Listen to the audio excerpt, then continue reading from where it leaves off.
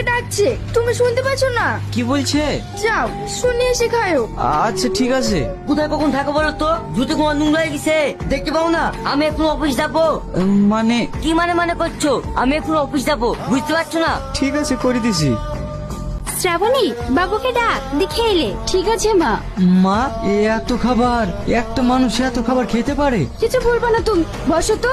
দে বুড়ি, রিয়াজকে মাছের মুড়োটা তুলে দে। না মা, আমি আর পারবো না। তাই বললে হয়, মাথাটা তুলে দে।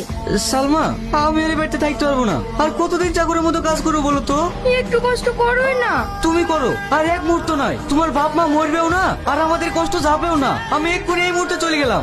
কিরে শাহিন, বড় লোক বাড়িতে বিকারি, বন্ধুর কথা ভুলে গেলি নাকি? কথা দিয়ে ব্যথা দিস নি রে ভাই। কেন, কি হয়েছে তোর? কান্না করছি কেন তুই? সে কথা শুনিস নি রে ভাই। আমি ওই বাড়িতে বিকারি, আমি তো জামাইয়ের মতো থাকিনি।